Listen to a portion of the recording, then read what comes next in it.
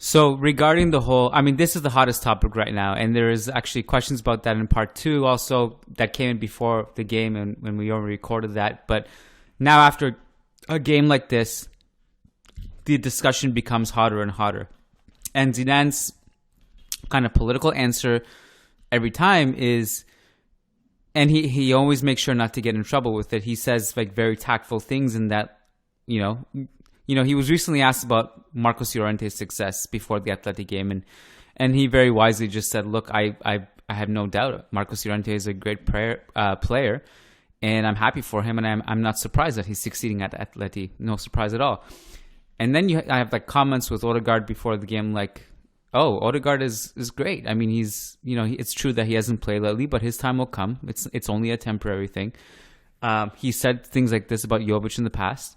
Mm-hmm. And so here's the thing. So some people will say things like, well, Zidane is right. Odegaard is not good enough for Real Madrid. Or I don't know, insert X player into that discussion. It can be Odegaard, Jovic, Fede Valverde, whoever you want. Whoever you want that's not playing, that's young.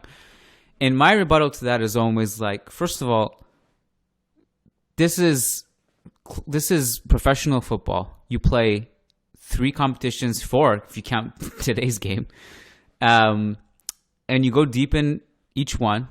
It's COVID season, and there's muscle injuries, and by the way, like, look, everyone listening to this podcast on Patreon for the most part has been long enough to see a bunch of players come and go with Real Madrid. I've been a fan since '98. I can list off easily, like, just rapid fire players that played for Real Madrid, that had started for Real Madrid, that weren't as good as Martin Odegaard. Like, easily. Like, you and I have done historical segments. We can talk about Pablo Garcia. We can talk about Emerson. We can talk about Gravison. We can talk about Faubert. We can talk about there's the list. The list is endless. Martin Odegaard last season at this time was the best creator in La Liga. Full stop. And if he's playing week in, week out, that's the type of player you get. If you're not going to get that production from him, if he's not going to match that output, fine. That's fine this season. But at least give him a chance to. Like, you see the problems on the pitch. You see what's going on. You see what you have that you need to solve. And you have a player that fits the kind of the prototype of what you need. So why isn't he playing?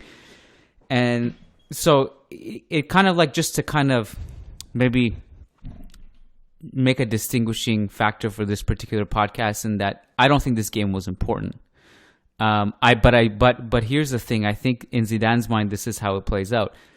For Zidane, this was important, and for Real Madrid, this was important. You mentioned the money factor. I will mention the other factor in that momentum, trying to get your confidence back for the league.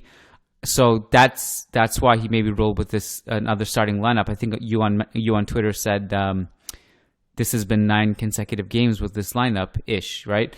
And I think this was, in Zidane's mind, the best starting 11. But I think Zidane doesn't know what a starting 11 actually is. I don't think this is the best starting 11. And if it is, why run them into the ground to this extent? Those are kind of the quarrels I have. We've also discussed in the past Lucas Vazquez leapfrogging Odriozola. And Odriozola, look, we haven't seen a good game from him in a long time, but that's because we haven't seen him in a long time. So he's obviously a natural right back. If he's not going to just play ever, what's also the point? And there are counter arguments to all this, and that Odriozola maybe is this is not whatever. He hasn't played in a long time. He's not ready. All those reasons. Again, Supercopa semifinal. Your starting right back is out. Can we see what we have at least? Can we at least assess it and see what we have, and then maybe decide?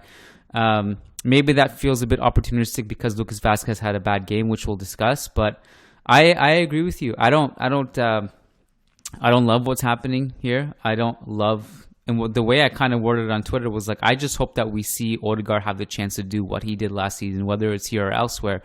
And I know that's kind of like a pessimistic take of, heartbreaking if it's elsewhere. Well, it is, and there's that, kind of like this heartbreaking clip of after the game where he's just running on the pitch by himself, and I thought that would have been a good clip to have some Rocky music in it, where he's just kind of like that's where the Odegaard revenge tour starts. And somebody actually did reply to that tweet and added Rocky Balboa music to it.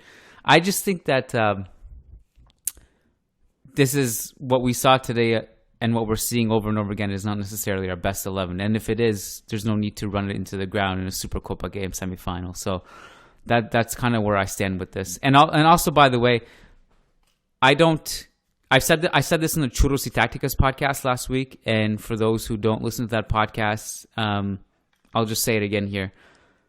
When Zidane says every player is important, I don't believe him. Because if they were important, you'd use them.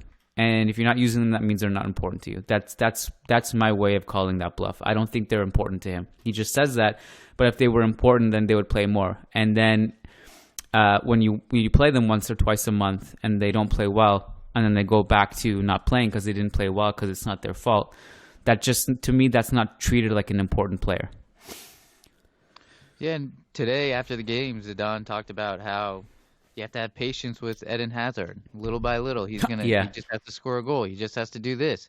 Why doesn't he have the patience with other people? That's my question. Like, if other people were afforded the patience that Eden Hazard and Marco Asensio have been given, then it would be a different story for a lot of these young players. Maybe we wouldn't deem that 500 million we spent over the last 3 summers or 2 summers, whatever it is, wouldn't be deemed a failure if some of these guys were given some continuity, were given the confidence, were just said after the game, oh, Jovic got 90 minutes today. He just needs a goal, little by little, it'll come. But he never gets that opportunity, and I think that's where a lot of Real Madrid fans are kind of pulling their hair out and really frustrated by it, because we know what this old guard can do. We know what this team can do. We've watched this team every week, and we know that it does need a little freshness of life. We saw that, what a difference it made with Fede Valverde and Mendy last year. And I think you have to continue that integration. You have to continue with providing a little bit of freshness every single year. And in this year we've regressed. Fede's not even part. I mean, he's a substitute, but he's not been part of the last 9 games. He's played very little. Mendy is not at his best form, so even that freshness isn't there. So I think the only thing I would disagree with you on, Kiyan, is I do think Zidane thinks this is his best 11. I think the only area he's not sure about is on the right wing. He's going to have Carvajal there. So does he have Lucas or Asensio? I think he's in his Gala 11. I think he has Asensio, but when Lucas Vazquez is in form, maybe he opts for him. But I think that's who he thinks his best 11 is. I don't think he's veering from that. Yeah, what I meant by that, to clarify, is that he knows what it is, but I don't think he knows what it's supposed to, like. I don't think he has it down, is what I'm saying.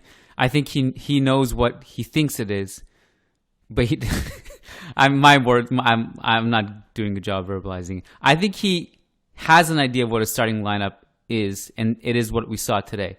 But I don't think he has it right, is what I'm saying. I don't think he fully knows to what extent, like, how much damage an alternative lineup could do, or one that is kind of rotationally sound.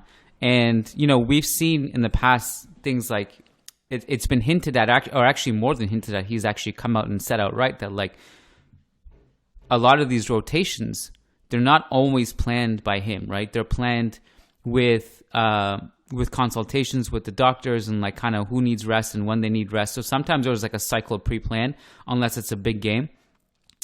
But I don't think this is that. I think this is more of a case of he really desperately wants points, and he thinks this lineup is going to get him the points consistently. But I don't think he realizes that it might need a rejuvenation. And in that Hazard comment, the same thing came to my mind. I had the same thoughts as you, in that I think if we're publicly saying that Hazard needs patience, I think we have to also apply that rule to others. That was my take, and I don't think that's being applied to others. So let's actually, I guess we can just talk about the game and break it down. So I thought the first half was worse than the second half, and I've seen some pretty well-respected journalists kind of say that this was a Marcelino masterclass and he's rejuvenated Athletic, and I don't think that was the case today. I think they had a good first half, and I think they got lucky in the second half. And I think in a lot of ways, despite Real Madrid having underwhelming performance, they actually, by some miracle, they didn't equalize the game. Asensio hit the post a bunch of times. There was a disallowed goal. There was a Ramos really good chance towards the end of the game. But how did you kind of see that first half unfold?